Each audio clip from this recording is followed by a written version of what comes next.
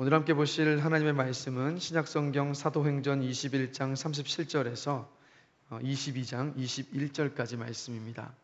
신약성경 사도행전 21장 37절부터 22장 21절까지 말씀 함께 보시겠습니다. 우리 한 절씩 교독하면서 읽겠습니다. 제가 먼저 읽겠습니다. 바울을 데리고 영내로 들어가려 할 그때에 바울이 천부장에게 이르되 내가 당신에게 말할 수 있느냐 이르되 내가 헬라 말을 아느냐.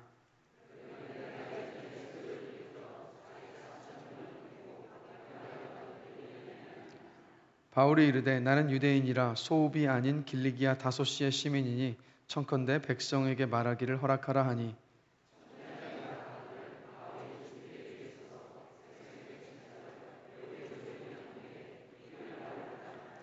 부형들아 내가 지금 여러분 앞에서 변명하는 말을 들으라.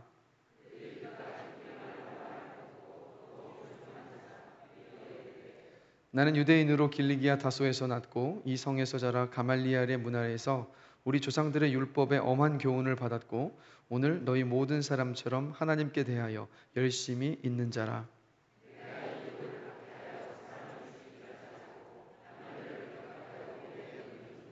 이에 대제사장과 모든 장로들이 내 증인이라. 또 내가 그들에게서 다메섹 형제들에게 가는 공문을 받아가지고 거기 있는 자들도 결박하여 예루살렘으로 끌어다가 형벌받게 하려고 가더니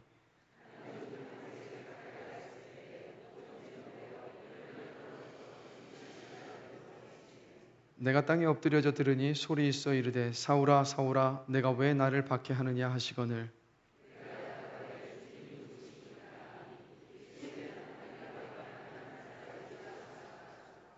나와 함께 있는 사람들이 빛은 보면서도 나에게 말씀하시는 이의 소리는 듣지 못하더라.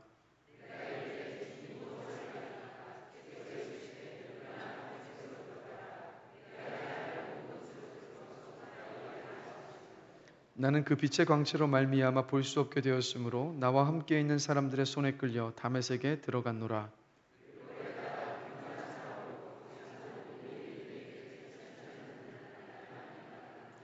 내게 와 곁에 서서 말하되 형제 사울아 다시 보라 하거늘 즉시 그를 쳐다보았노라.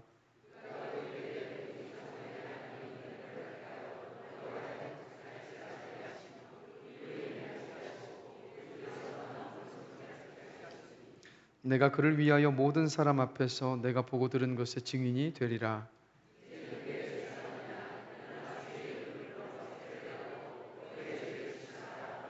후에 내가 예루살렘으로 돌아와서 성전에서 기도할 때에 황홀한 중에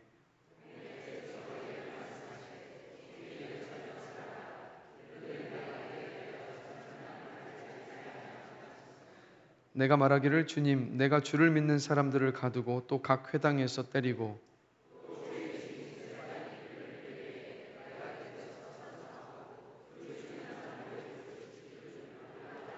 다 같이 읽겠습니다. 나더러 또 이르시되 떠나가라 내가 너를 멀리 이방인에게로 보내리라 하셨느니라. 아멘. 자리에 앉으시겠습니다.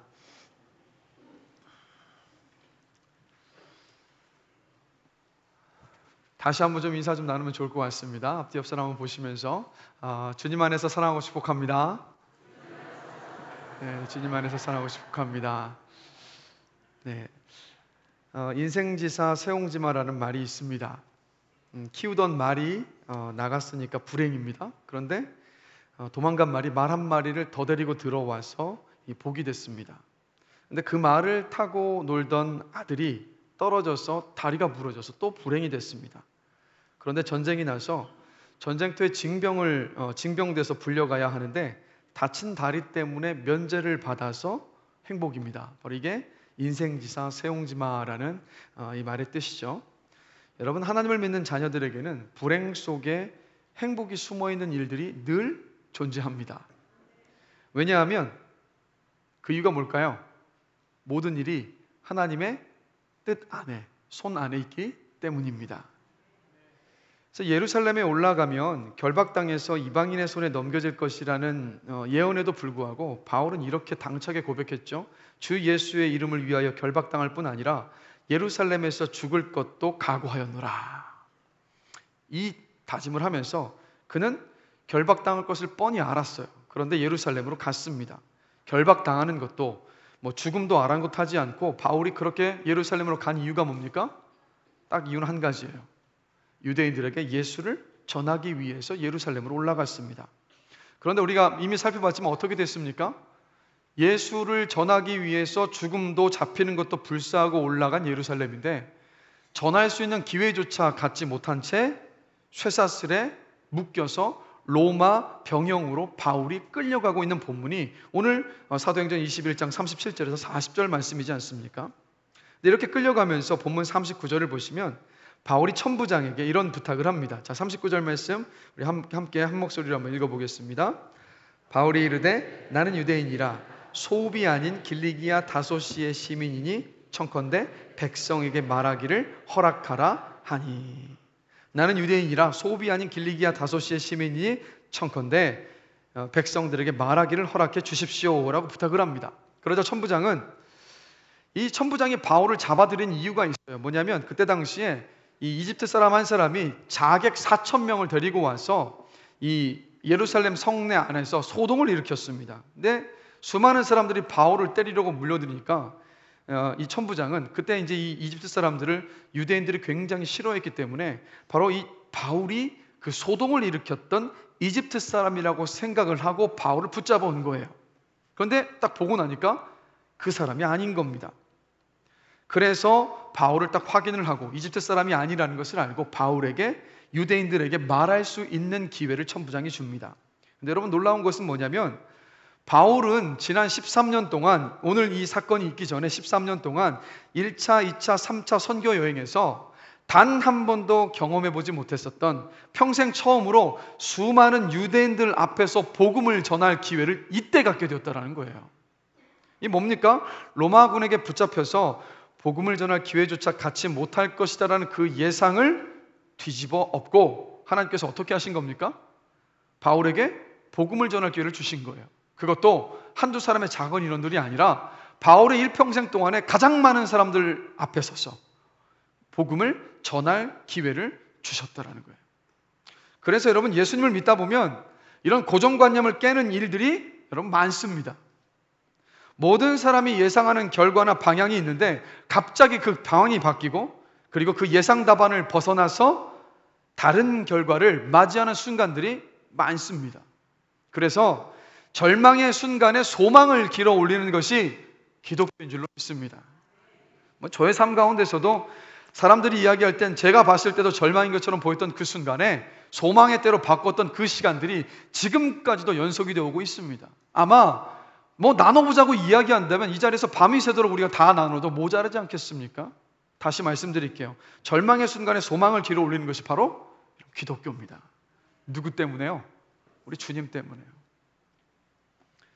그런데 저는 오늘 이 바울의 모습을 묵상하는 가운데에서 하나님께서 주신 그 감동이 있는데, 자, 여러분 지금 이 유대인 앞에 서서 지금 복음을 전할 기회를 가졌는데 조금 전까지 바울은요 지금 자신 앞에 모여있는 그 군중들에게 몰매를 맞아서 죽을 뻔했어요. 아마도 지금 바울 상상해 보건대 손에는 이 쇠고랑이 채워져 있었을 것이고 맞아서 옷은 다 찢어지고 어쩌면 얼굴과 온 데가 피멍이 든 상태로 그렇게 바울은 그들 앞에 선 겁니다. 뭘 하기 위해 섰다고요? 예수 전하기 위해서, 복음 전하기 위해서. 근데 여러분 바울에게는요 자기가 몰매를 맞고 이런 상황이 하나도 중요하지 않았어요. 바울의 관심은 매를 맞든 매를 맞지 않든 좋은 형편에 있든 좋지 않은 형편에 있든 사실 거기에는 관심이 없었어요. 오직 무엇에 관심이 있었습니까? 예수 전하는 것에만 관심이 있었어요. 어떤 상황에서든 예수님 전하는 것에 요즘 말로 하면 바울은 꽂혀 있었어요. 여러분 많은 그리스도인들이 저와 여러분들 모두가 다 이런 고백을 아주 당당하게 합니다. 어디에서? 교회 안에서. 이런 거예요. 예수님이 인생의 열쇠입니다. 예수님 믿고 만나는 것이 인생에서 가장 중요합니다. 예수 믿는 것 외에는 구원의 길은 없습니다. 예수님 이 세상 그 어떤 것보다도 저는 사랑합니다 라고 중요해요. 교회 안에서 우리는 너무 확신 있게 이걸 이야기를 해요. 자, 근데 문제는 뭐냐면 정작 예수님을 믿지 않는 사람들 앞에 섰을 때는 우리는 어떤가요? 이상하게도 교회 안에서는 그렇게 당당하고 자신 있고 누구보다도 주님을 사랑하는 사람인데 믿지 않는 사람들 앞에서 예수님의 옛자조차도 꺼내지 못할 때가 부지기수입니다.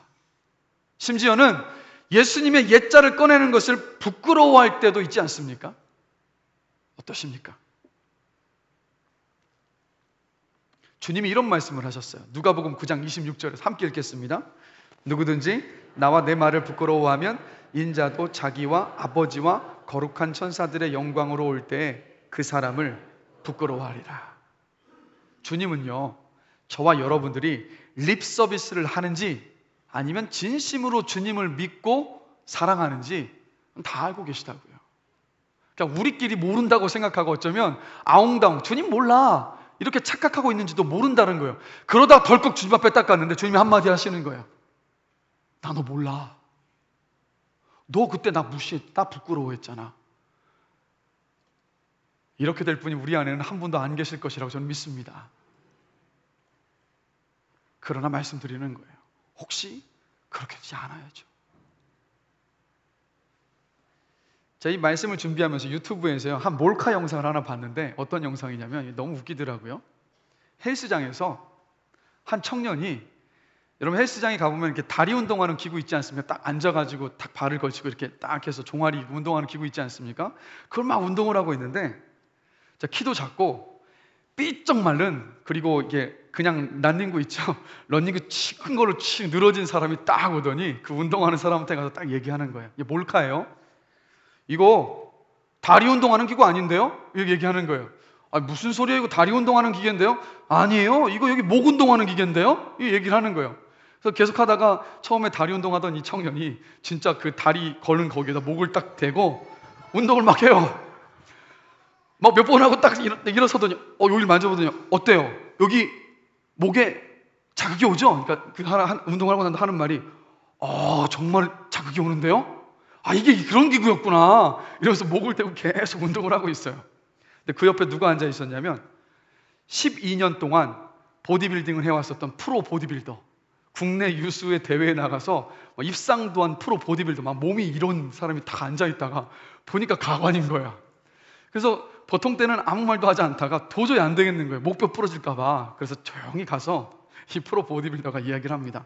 그 두 사람은 벌써 이제 몰카를 짜고 있는 거예요. 저 죄송한데 제가 운동할 때 단 한 번도 끼어들어서 뭐 이래라 저래라 한 적이 없는데 이 운동기구는 목을 운동하는 기구가 아니라 다리 운동하는 기구입니다. 그랬더니 두 사람이 정말 뻔뻔하고 확신을 가지고 얘기해요. 무슨 소리예요? 이거 목 운동하는 기계예요. 무슨 말 하는 겁니까? 이 얘기를 하는 거예요. 왜 그러세요? 이건 다리 운동하는 기계라니까요.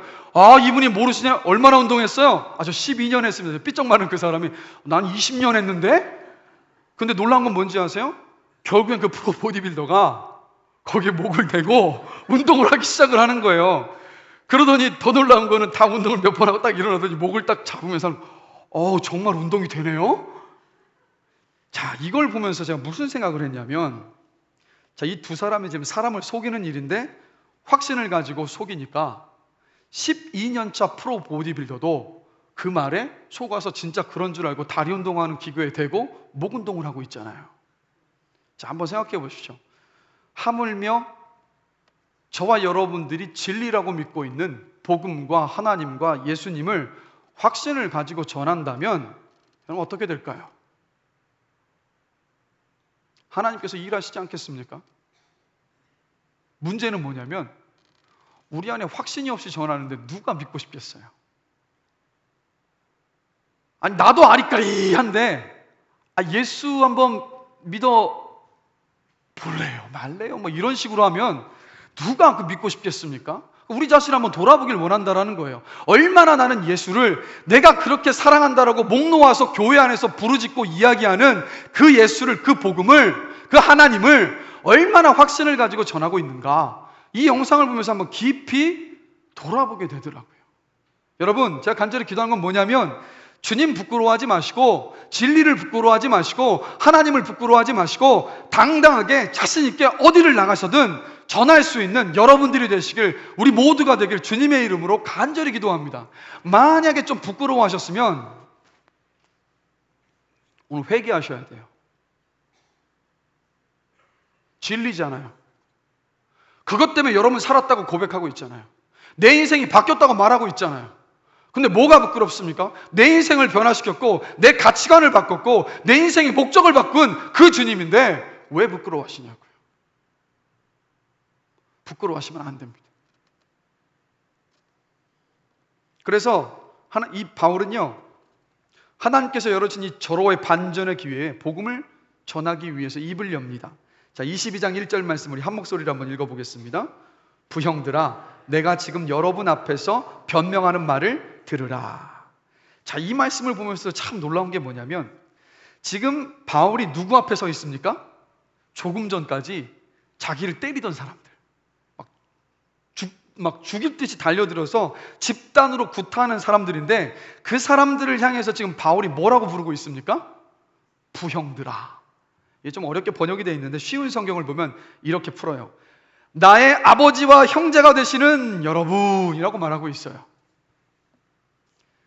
바울 속도 없는 사람처럼 보이지 않습니까? 지금 조금 전까지 지금 자기 때리던 사람들이라고요. 살기를 품고 죽이려고 득달같이 달려들어서 때리려던 사람들을 향해서 하는 말이 나의 아버지와 형제가 되시는 여러분이라고 부르고 있어요. 바울이 정말 속이 없는 사람일까요? 바보입니까? 아니에요. 바울은 그 누구보다도 이 가슴이 뜨거웠던 사람이에요. 누구를 향해서? 영혼을 향해서. 조금 전까지 자기를 때리던 사람들이었지만 바울은요, 그 성에 차서 악에 바쳐서 그들에게 복수를 할 거야 이 마음으로 바라보고 있었던 것이 아니라 바울은 지금 어떤 마음으로, 어떤 눈으로 바라보고 있었던 겁니까? 주님의 마음으로 그들을 바라보고 있었던 거예요. 주님의 마음으로 바라보니까 나에게 달려들어서 득달같이 때리고 죽이려고 했던 사람들이지만 마음속에 긍휼함과 안타까운 마음이 있는 거예요. 나는 당신들에게 맞아도 죽어도 지금 당장 죽는 한이 있더라도 나는 주 앞에 갈 수 있는데 당신들은 이대로 있어서 주님 만나지 못하면 죽는데 라는 그 치근한 마음, 안타까운 마음이 있었던 거예요. 주의 마음이 있다 보니까 그들을 향해서 하는 말이 나의 아버지와 형제가 되시는 여러분이라고 말을 하고 있는 거예요. 뭐를 말합니까? 주님의 마음을 품고 있으면, 주님의 마음이 우리 안에 있으면, 주님의 긍휼과 자비하심이 우리에게 있으면, 주님께서 나에게 보여주셨던 그 긍휼과 자비함이 나에게 머물러 있으면 우리는 용납할 수 있고 용서할 수 있고 복음을 전할 수 있다는 거예요. 그럼 한번 질문을 던져봅니다. 우리의 마음 안에는 주님의 마음이 있나요? 우리는 기도할 때 주님, 나에게 주님 마음 주시옵소서라고 기도합니까? 아멘 하시면 더욱더 그 마음 품고 기도하시길 주님의 이름으로 축복합니다.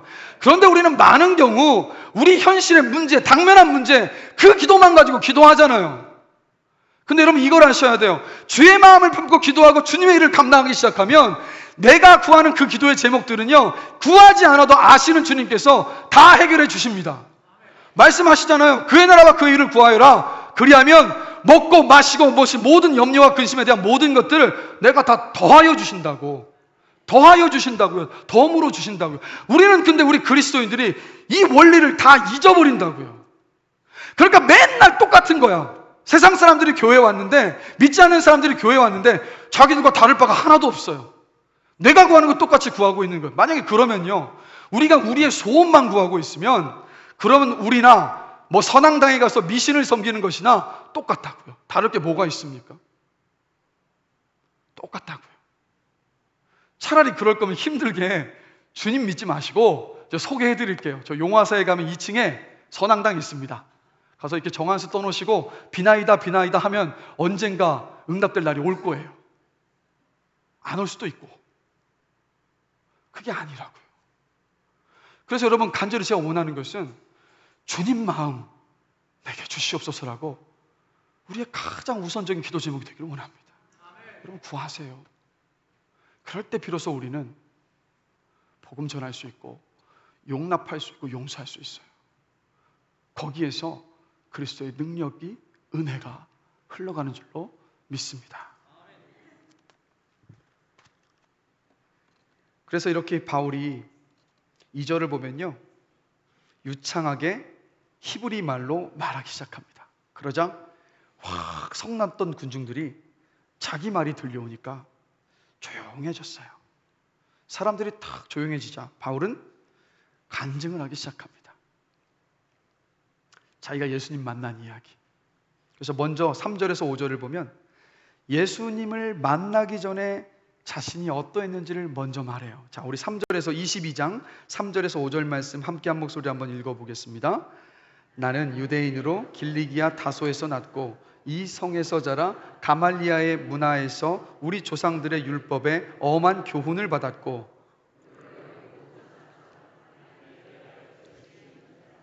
내가 이 돌을 박해하여 사람을 죽이기까지 하고 남녀를 결박하여 옥에 넘겼노니 이에 대제사장과 모든 장로들이 내 증인이라.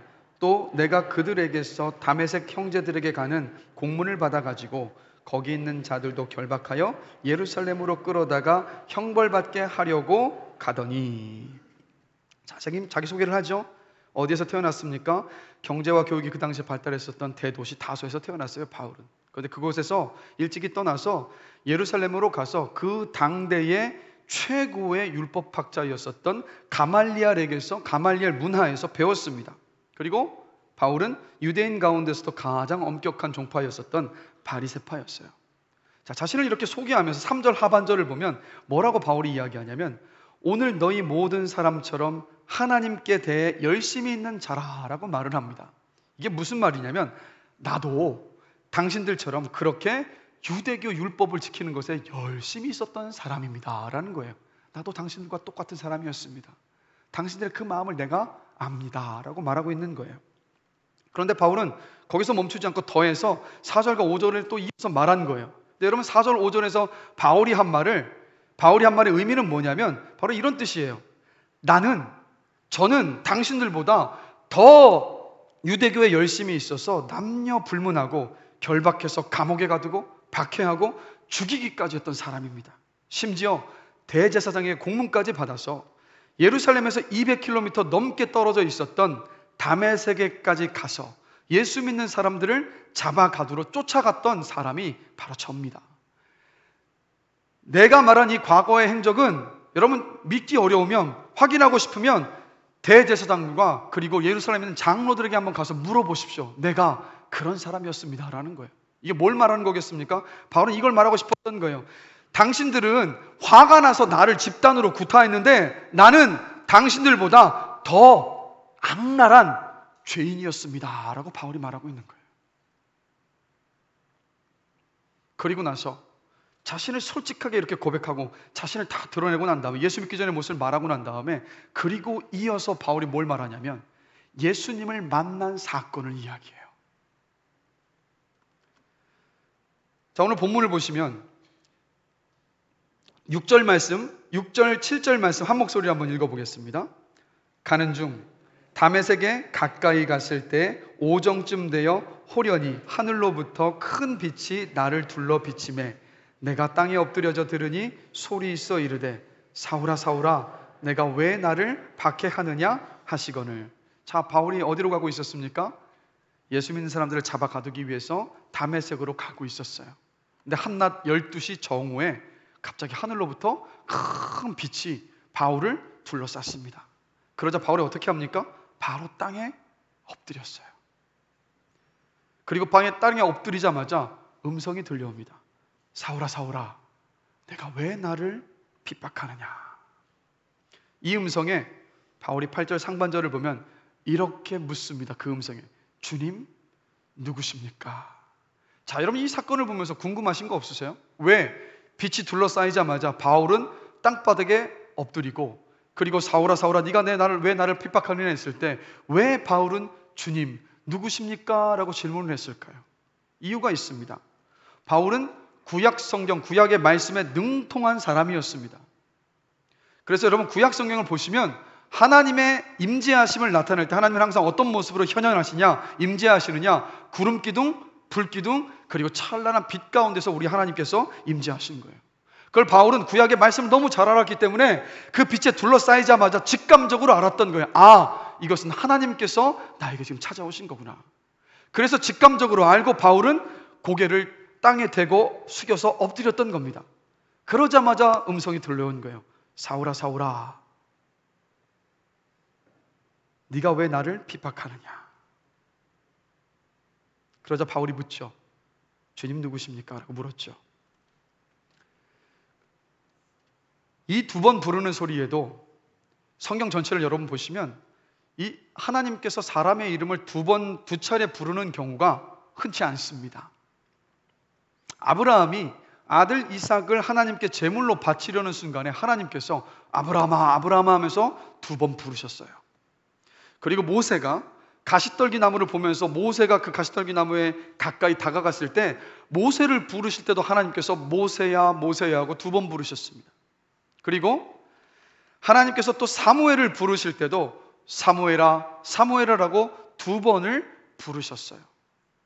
이 2번 이름을 부르는 것이 히브리에서는 어떤 의미를 가지고 있냐면, 첫 번째는 어떤 긴박할 때 2번 부르는 의미를 담고 있고요, 또 하나는 친밀감, 사랑하는 자에게 2번 부르셨어요, 하나님께서.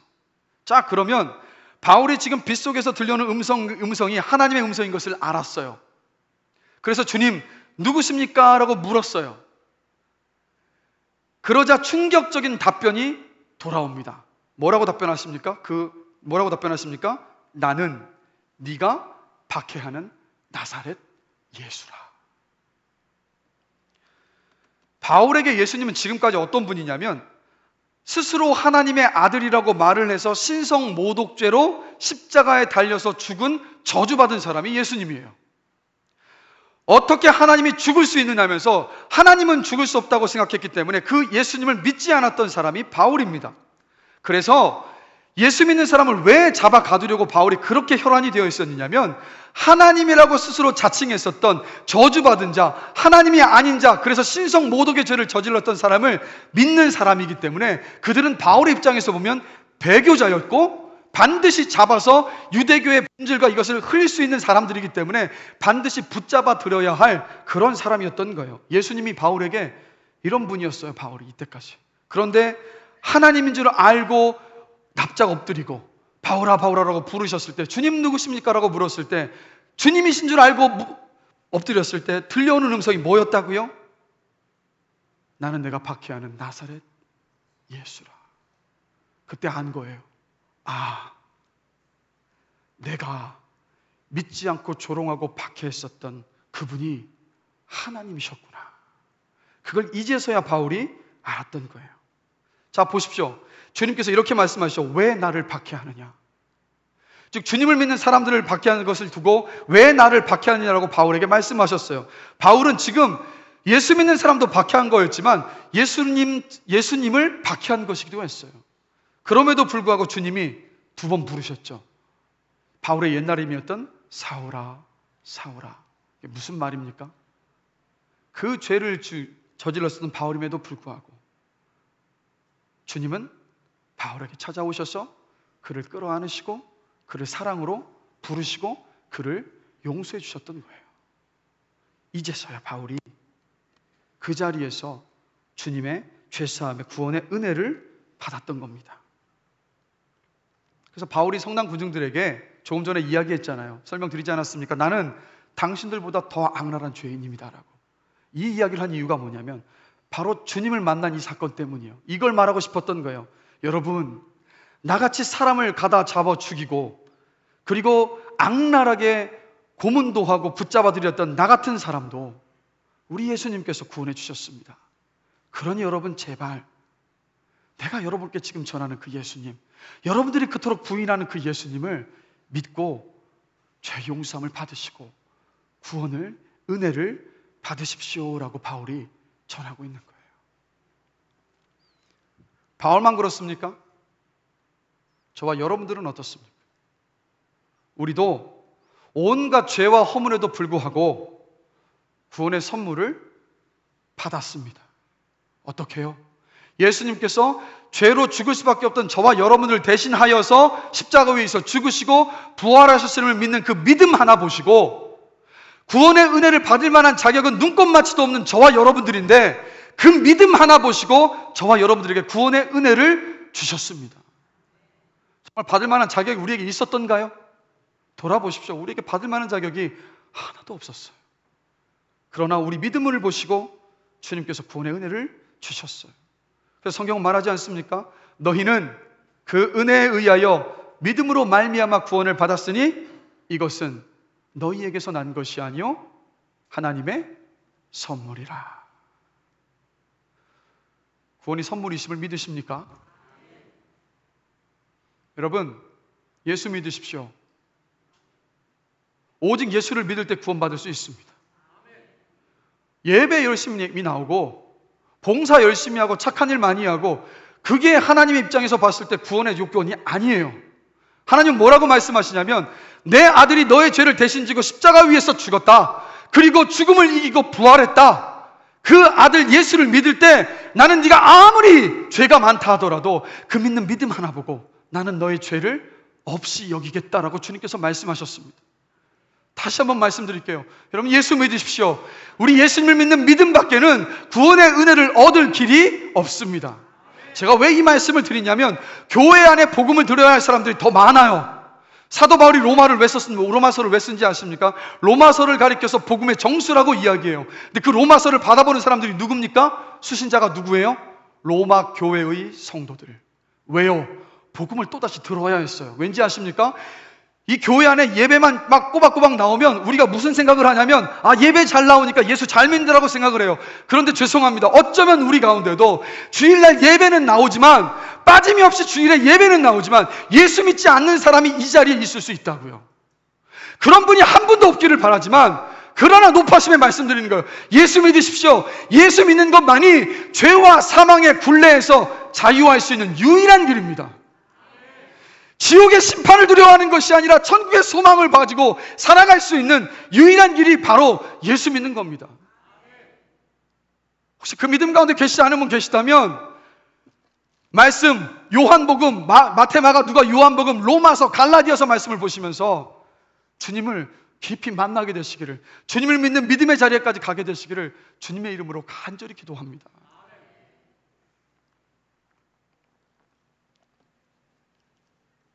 그래서 이렇게 예수님을 만난 사건을 바울이 이야기하고 난 다음에 두 번째로 바울이 뭘 얘기하냐면요, 예수 믿고 변화된 자기 모습을 나눠요. 구원의 은혜를 받은 바울, 즉 주님이 바울을 부르시고 바울을 끌어안아 주셨고 용서해 주시고 구원의 은혜를 주셨잖아요. 자, 10절을 보면 그 구원의 은혜를 받고 난 다음에 바울이 뭐라고 질문하는지 한번 보겠습니다. 자, 10절 말씀 함께 한 목소리로 읽겠습니다. 내가 이르되 주님 무엇을 하리이까? 주께서 이르시되 일어나 다메섹으로 들어가라. 내가 해야 할 모든 것을 거기서 누가 이르리라 하시거늘. 바울이 뭐라고 질문하고 있습니까? 주님 무엇을 하리이까? 여기서 발견하는 구원의 진리가 있습니다. 구원은요, 새로운 삶을 위한 출발점입니다. 무슨 말이냐면 성경에서 예수 믿는 저와 여러분 향해서 이렇게 말씀하시지 않습니까? 보라, 이전 것은 지나갔으니 뭐가 되었다고요? 새 것이 되었도다. 예수 믿는 그 순간이 종착점이 아니라 그 순간이 새로운 삶을 위한 출발점이에요. 그래서 구원받은 사람에게 변화된 모습이 뭡니까?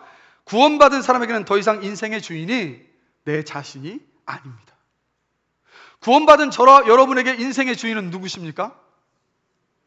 다시 한번 질문 드릴게요. 구원받은 저와 여러분에게 내 인생의 주인은 누구십니까?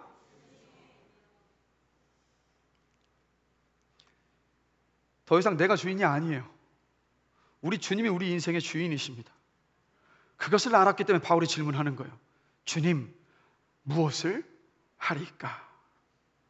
그래서 여러분, 구원받은 저와 여러분은 늘 기도와 말씀을 통해서 무엇을 해야 합니까? 라고 주님께 질문해야 돼요.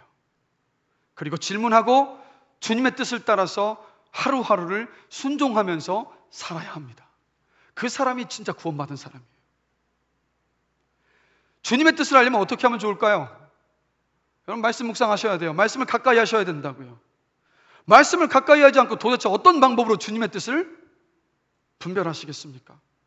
그래서 제가 간절히 원하는 것은, 지금은 조금 미숙하고 미약하지만 우리 교회 전 성도가 말씀 묵상을 하면서 매일매일 주님의 뜻을 알고 그 주님의 뜻에 순종하는 참 구원받은 자, 진짜 그리스도인으로서 이 땅을 살아가게 되기를 전 주님의 이름으로 간절히 기도합니다. 이것을 두고 끊임없이 가르치고 훈련하면서 계속해서 해나갈 거예요. 우리 껍데기 신앙으로 살면 안 되지 않습니까? 겉으로는 주님을 믿는다고 주님이라고 고백하고 있는데, 주님이라는 뜻이 아시잖아요.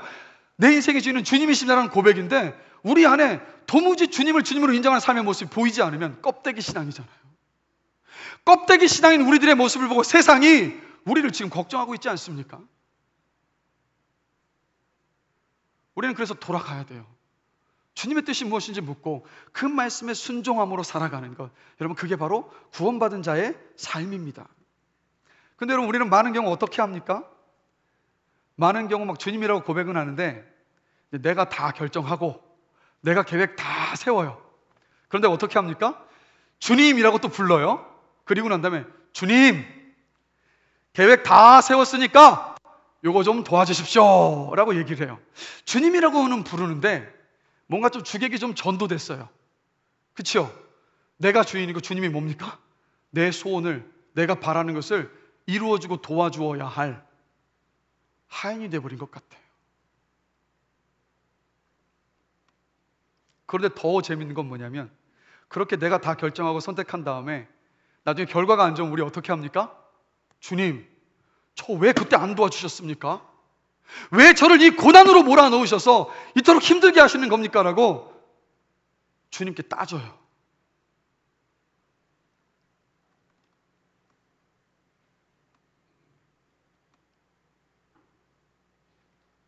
여러분, 부활하신 주님께서 이런 말씀을 하셨습니다. 지난주에도 우리가 나눴죠. 세상 끝날까지 내가 항상 너와 함께 하리라. 지금도 우리 주님은 우리와 함께하고 계십니다. 왜 함께하고 계실까요? 보고 계신 거예요. 우리가 주님의 뜻을 따라서 하루하루를 어떻게 살아가고 있는지를 곁에서 지금 주님께서 지켜보고 계시다는 겁니다. 그래서 우리와 함께 하시는 주님께서 원하시는 것은 다른 것이 아니라 우리가 매일 주님의 뜻을 알고 그 주님의 뜻에 순종하며 살아가는 그 삶을 우리 주님께서 기뻐하시고 원하십니다. 그런데 때로 우리는요, 우리가 주의 뜻을 알고 주님의 말씀에 순종하지 못하는 이유가 또 있습니다. 우리는 주님이 순종하라는 말씀들이 우리는 어떻게 오해하냐면 불가능한 것을 요구하시는 것으로 생각하고 나를 힘들게 만드는 것으로 오해하고 나를 올가매는 것으로 생각을 할 때가 있어요. 어떠십니까? 이 말씀은 내가 도저히 지킬 수 없는 것인데 왜 나를 힘들게 하려고 자꾸 지키라고 하시는 거지? 이런 생각을 가질 때가 있어요. 자, 지난 금요일 밤에도 금요성령 집회에서도 이야기를 나눴지만, 자, 여러분, 우리 주님이 여러분들을 얼마나 사랑하신지 아시죠? 얼마만큼 사랑하십니까? 자기 생명을 기꺼이 내주실 만큼 우리를 사랑하십니다. 여러분 각자를 사랑하십니다. 자, 그렇게 우리를 사랑하셔서 자기 목숨까지도 내어주신 주님이세요. 근데 그 주님이 우리에게 하시는 말씀이 얘들아, 얘야, 내가 너에게 가르쳐준 그 말씀대로 살아라고 말씀하셨을 때 그게 우리를 정말 힘들게 하시기 위해서 그렇게 말씀하셨을까요? 우리를 사랑하셔서 생명까지 내주신 분이신데 우리를 골탕 먹이시려고 우리가 지킬 수도 없고 우리를 막 힘들게 만드는 것들을 너 지켜라고 주님께서 말씀하시겠느냐고요. 그렇지 않습니다. 왜 그렇게 말씀하실까요? 왜 내 뜻을 알고 내 뜻에 순종하며 주님께서 살아가라고 말씀하시겠습니까? 그건 여러분 다 우리를 위해서예요. 사도행전 2장 28절 말씀입니다. 자, 우리 한 목소리로 한번 읽어보겠습니다. 주께서 생명의 길을 내게 보이셨으니 주 앞에서 내게 기쁨이 충만하게 하시리로다. 다시 한번 읽습니다. 주께서 생명의 길을 내게 보이셨으니 주 앞에서 내게 기쁨이 충만하게 하시리로다. 아멘. 이유가 바로 이거예요.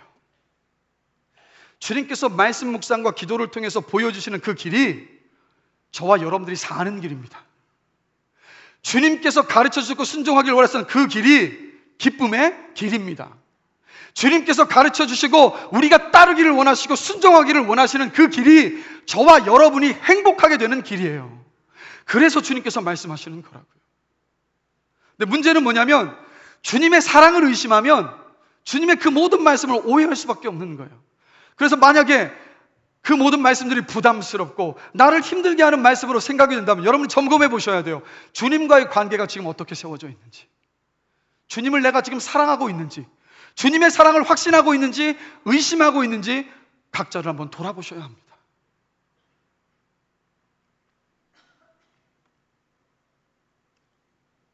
지난 금요일에요, 우리 주님의 몸된 우리 교회와 선교를 위한 뭐가 있었습니까? 삼계탕 바자회가 있었습니다. 이날 600마리의 삼계탕이 판매가 됐어요. 600마리 한번 상상 좀 해보셨습니까?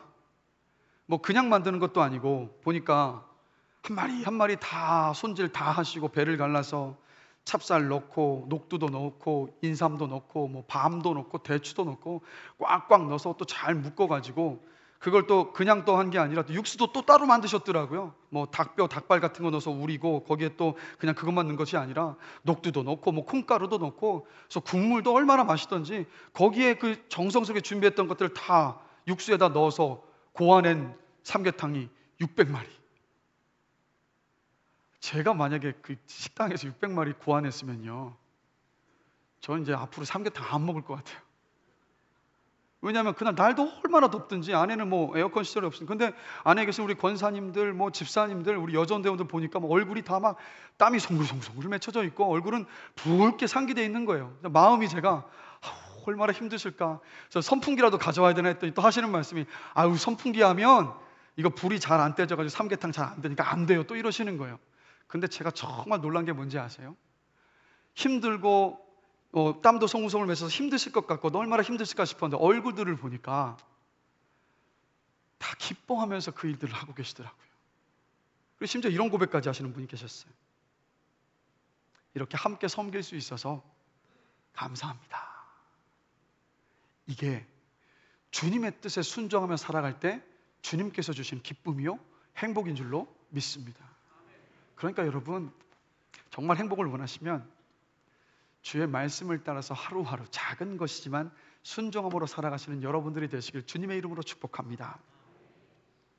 그러나 이것 한 가지는 기억하세요. 완벽하게 순종해야 한다는 강박은 버리셔야 합니다. 주님은 저와 여러분들의 우리가 완벽할 것을 기대하지 않으세요. 주님이 우리에게 원하시는 건 완벽이 아니라 완전한 모습이에요. 완전은 완벽과 전혀 달라요. 완벽은 뭐 하나도 놓치지 않고 완벽하게 다 지켜야 되는데 그렇게 되면 뭡니까? 우리를 다시 올가매는 거고 우리의 자유를 빼앗아가는 거예요. 그러나 주님은 우리에게 완벽이 아닌 완전을 원하세요. 완전은 뭐냐? 그냥 우리가 그날 깨달은 대로 우리가 최선을 다해서 순종하는 모습이 바로 주님께서 원하시는 완전한 모습이에요. 그래서 여러분 실수해도 괜찮습니다. 순종하고 싶지만 순종하지 못할 수도 있어요. 그럼 이것을 기억하십시오.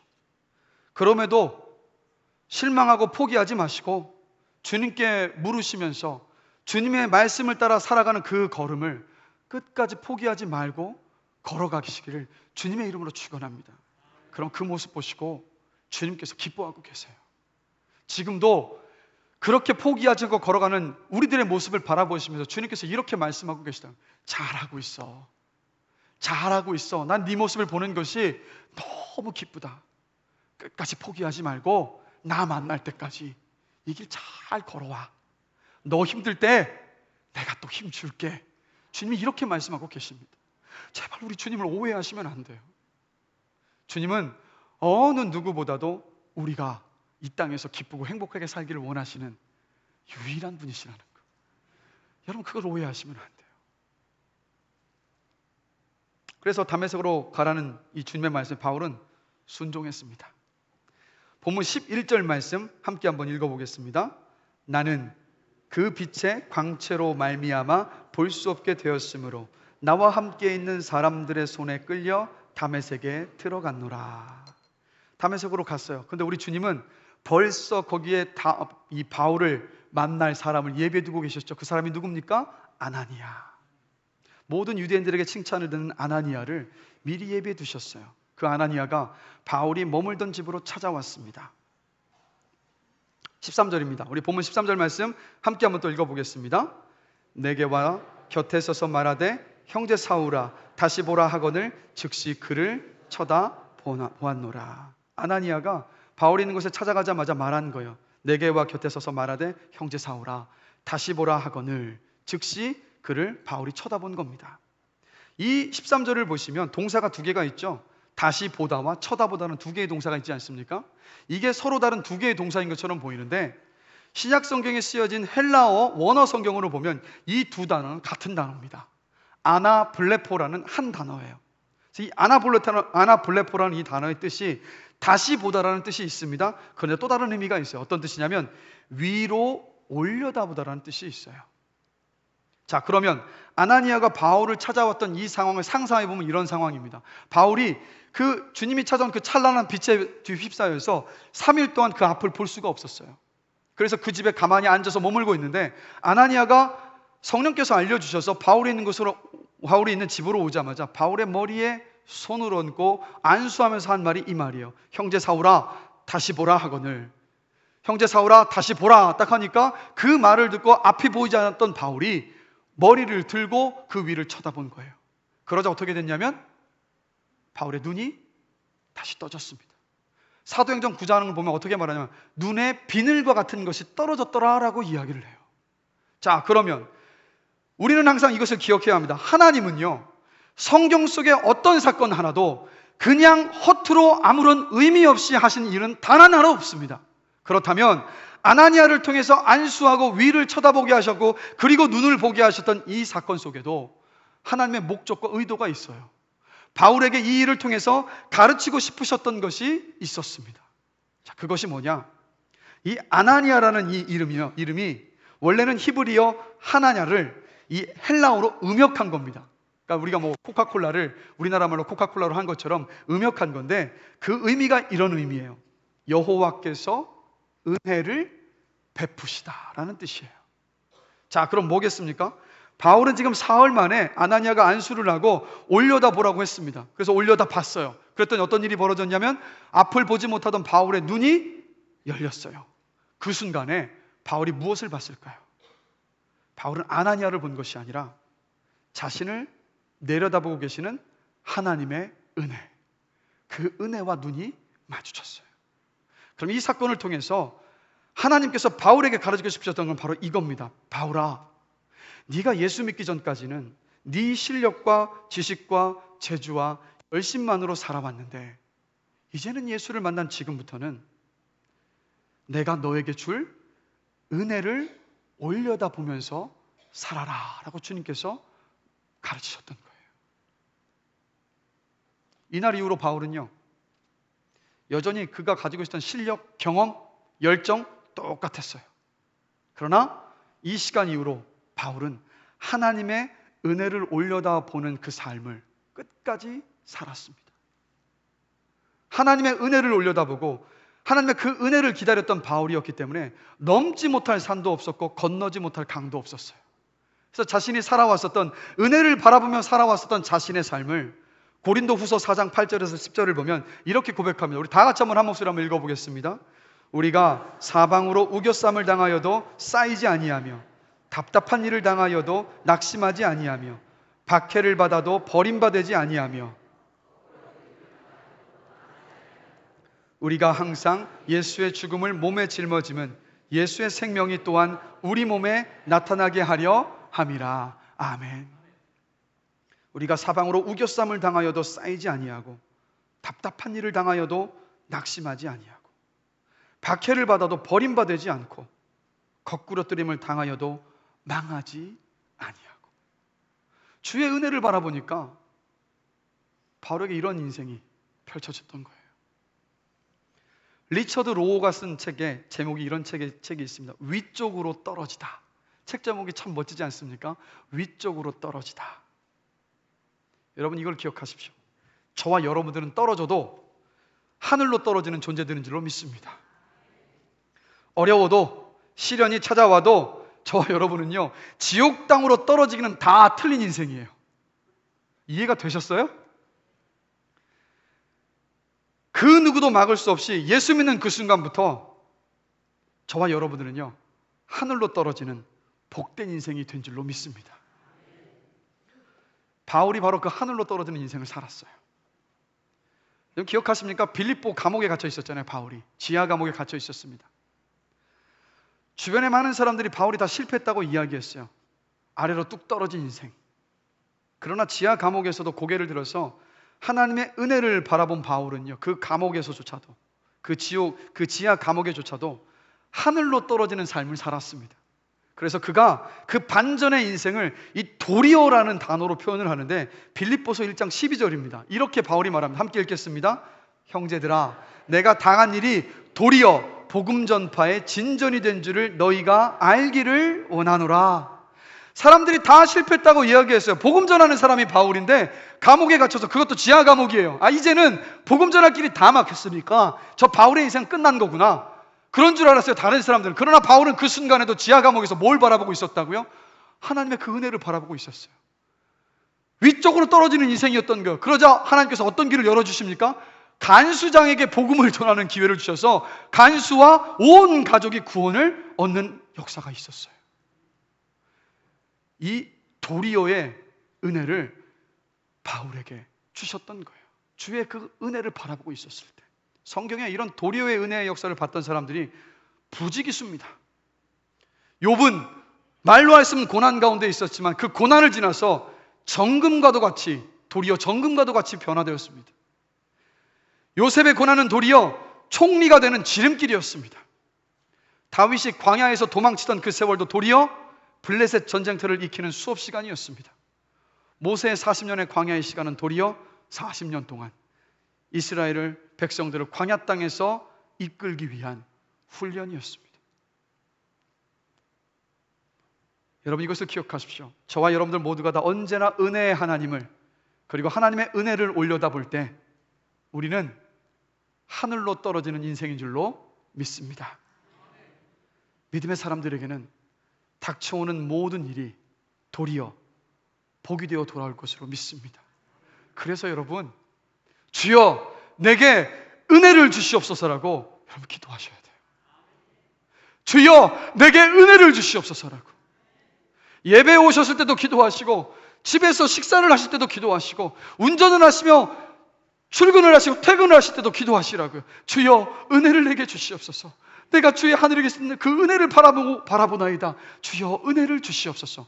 그럴 때 비로소 여러분, 다시 말씀드릴게요, 저와 여러분들은 위쪽으로 떨어지는 인생, 하늘로 떨어지는 인생으로 바울과 같은 그 인생을 살아가게 될 줄로 믿습니다.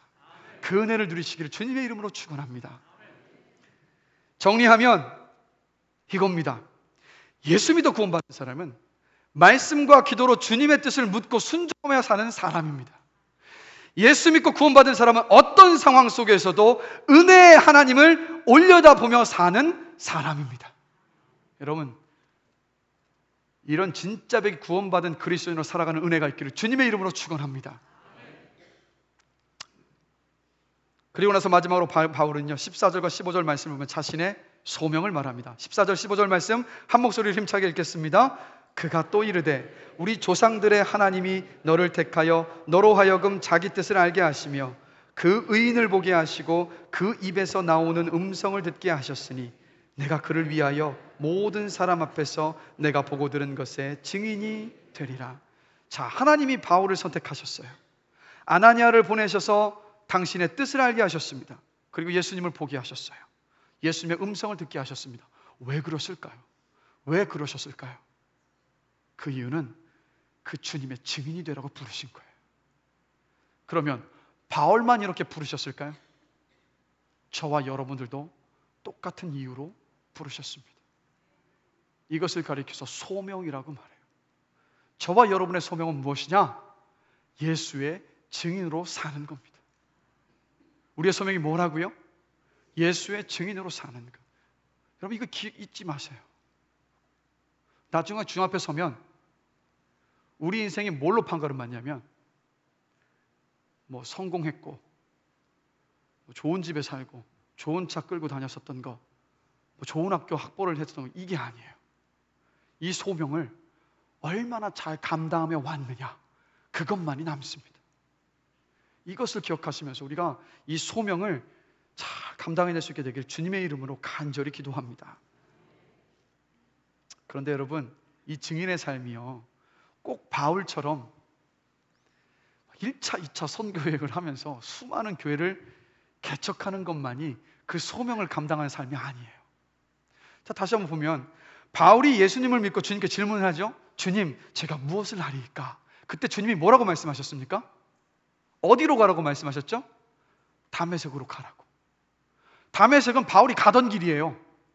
주님을 영접한 바울을 향해서 다른 곳으로 가라고 하셨던 것이 아니라 가던 그 길을 다시 가라고 말씀하셨어요. 이게 무슨 말이겠습니까? 장소는 변하지 않았어요. 그러나 그 의미와 목적은 완전히 변했어요. 예수 믿기 전에는 예수 믿는 사람을 죽이기 위해 가는 길이었다면 예수 믿고 난 다음에 어떤 길입니까? 그 사람들을 살리러 가는 길이 돼버렸다고요. 그래서 여러분, 예수 믿은 후에는 바울은 주님을 그냥 순종해서 간 거예요. 그래서 여러분, 그걸 기억하십시오. 예수 믿었다고 해서 막 북한 땅에 가야 되고 저기 막 어디에 모슬렘 지역에 가야 되고 이런 것만이 주님의 소명을 이루는 삶이 아니에요.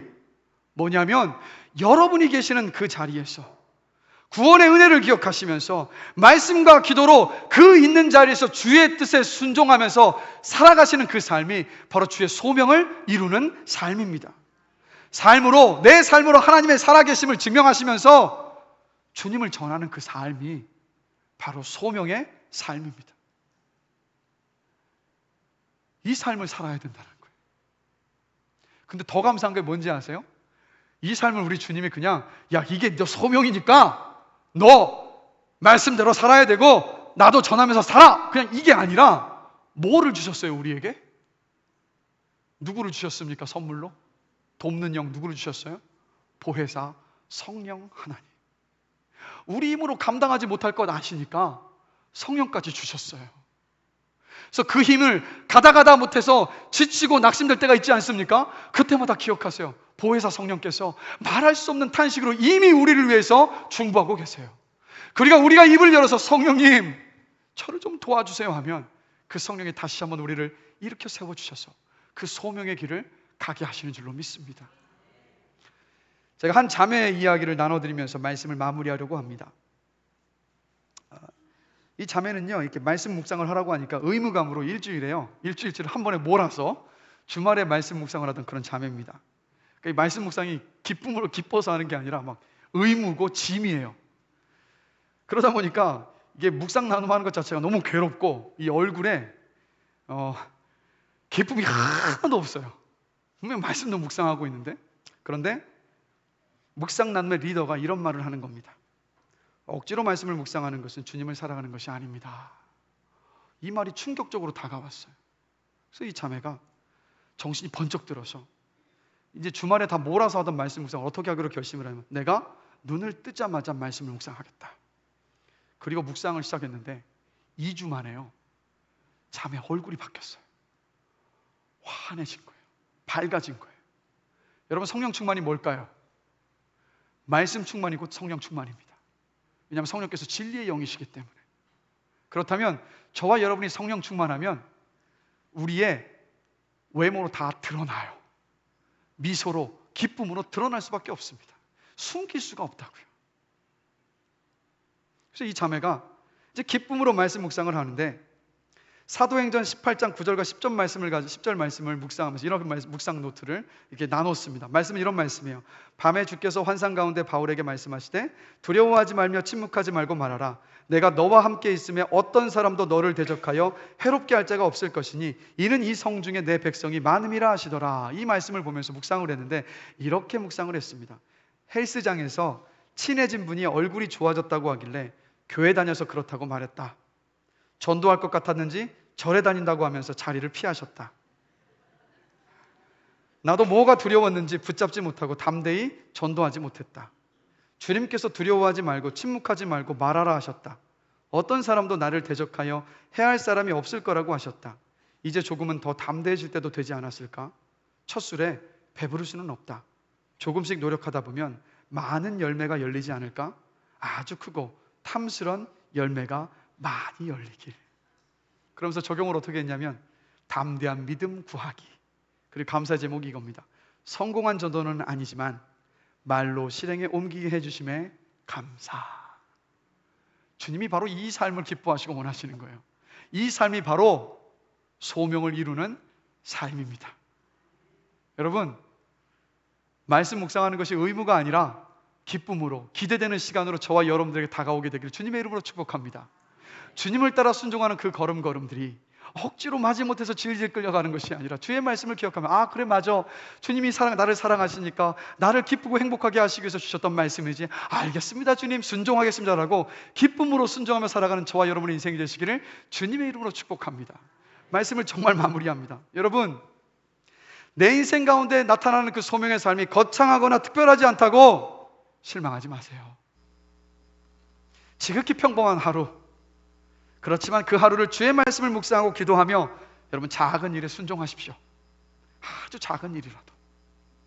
그리고 바울처럼 예수 만나기 전과 예수를 만난 사건과 예수 만난 후에 내 삶이 어떻게 변했는지 한번 간증문을 한번 써보십시오. 그리고 그 간증문을 품에 가지고 계시다가 일주일에 한 명에게는 꼭 한번 복음을 전해보십시오. 그래서 우리의 삶으로, 입술로 주님의 그 증인된 삶, 주님께서 우리에게 주신 그 소명을 감당해 나가는 저와 여러분의 삶이 되시기를 주님의 이름으로 축복합니다. 우리 말씀을 생각하시면서 좀 함께 찬양하기를 원하는데요, 여러분 그 말씀 묵상이 기다려지고 기쁜 시간이 됐으면 좋으시겠죠? 비법이 있는데 아세요 혹시? 비법이 뭘까요? 제가 비법 오늘 알려드릴게요. 주님을 사랑하면 됩니다. 복음을 전하는데 두렵지 않는 비법이 뭔지 아세요? 뭘까요? 주님을 사랑하면 돼요. 주님을 사랑하면요, 복음을 전하다 당하는 그 부끄러운 거 숨어도요, 주님을 위한 것이기 때문에 감사의 제목이 될 수 있어요. 주님이 나를 얼마나 사랑하시는지를 알 때야, 그래서 우리가 주님을 사랑할 수 있습니다. 그래서 피 묻은 주님의 십자가, 주님의 그 피 묻은 손과 발, 그 가시며 흘러간, 그리고 피가 쏟아져 나온 그 옆구리, 그 십자가를 그래서 우리는 늘 묵상해야 되는 거예요. 주님의 사랑을 알아야, 그 사랑을 받은 것을 알아야, 그래야 주님 사랑할 수 있습니다. 그래서 함께 찬양하기를 원합니다. 아버지 사랑 내가 노래해.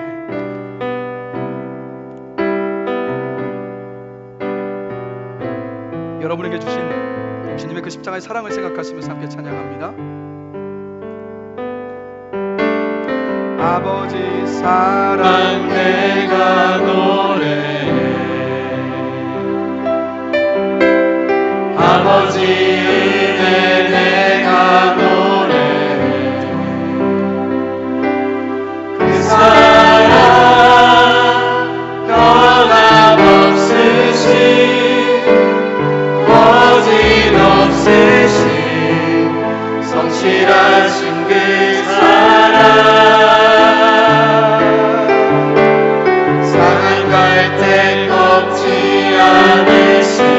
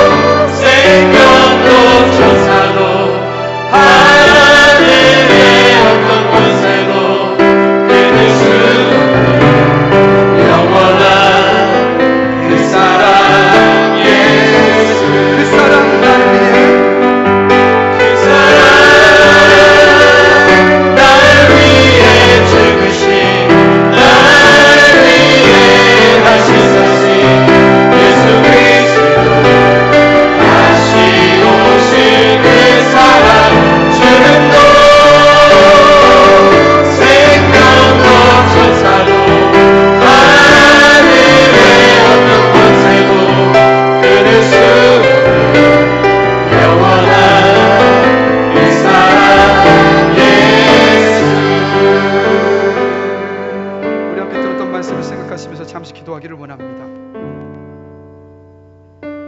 주님, 나를 위해서 당신의 생명까지 주시기까지 사랑하여 주시며 감사합니다. 그 사랑을 받았는데 주님을 사랑하는 그 첫사랑을 회복시켜 주시옵소서. 주님을 더욱 사랑하기를 원합니다. 그래서 기뻐함으로 기꺼이 말씀 묵상하며 기도로 주의 말씀에 순종하며 살겠습니다. 그래서 담대하게 기쁨으로 내 삶과 내 입술의 고백으로 주님을 전하겠습니다라고 이 시간 우리 자신을 돌아보시면서 들었던 말씀 생각하시면서 무엇보다 나를 향한 주님의 그 사랑, 주님의 그 십자가를 바라보시면서 우리 함께 기도하시겠습니다. 다 같이 기도하겠습니다. 하나님 아버지, 우리가 무엇이간데 우리를 위해서 기꺼이 십자가를 지신 그 모든 고통과 고난 속에서 죽으셨습니다. 주님 감사합니다. 주님의 그 은혜를 받을 만한 자격은 하나도 없지만 그러나 주님께서 나를 먼저 사랑하셔서 주님께서 우리를 먼저 사랑하셔서 우리를 사랑하사 우리를 위해서 그런 십자가 위에서 죽기까지 우리를 섬겨주시네. 주님 감사합니다. 주님 그 사랑을 기억하며 그 사랑을 묵상하며 주님을 향한 그 첫사랑이 우리가 온전히 회복되기를 원합니다. 주님을 사랑하는 첫사랑을 회복시켜 주시옵소서. 주님이 더욱더 사랑하기를 원합니다. 그래서 주님의 말씀을 묵상하며 기도하며 주의 말씀에 순종하며 살겠습니다.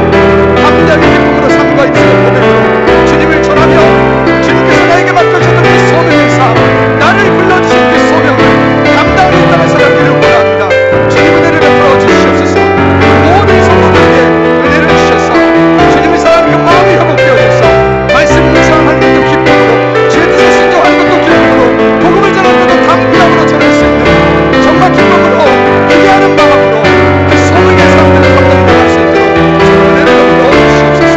감사합니다. 예수 그리스도의 이름으로 기도드렸습니다.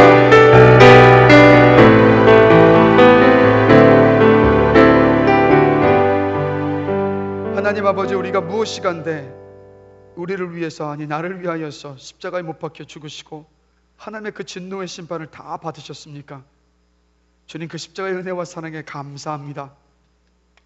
주님, 주님이 우리를 사랑하셨던 것만큼, 아니 그것만큼 되지 못한다 하더라도 주님을 사랑하기를 원합니다. 우리 안에 그 첫사랑을 회복시켜 주시옵소서. 주님을 사랑하는 그 마음으로 기뻐하며 기대하는 마음으로 매일 작은 것이지만 주의 말씀에 순종하며 살겠습니다. 주님을 사랑하는 그 마음으로 기뻐하는 마음으로 내 삶으로 내 입술로 담대하게 복음을 전하겠습니다. 우리 힘으로는 역시 감당치 못할 때가 있는데 성령님을 주셔서 감사합니다. 성령님 우리 가운데 은혜를 주셔서 주님을 향한 첫사랑도 회복하고 주의 말씀에 순종하며 복음을 전하는 그 소명의 삶을 감당해낼 수 있도록 인도하여 주시옵소서. 감사합니다. 예수 그리스도의 이름으로 기도드렸습니다. 아멘.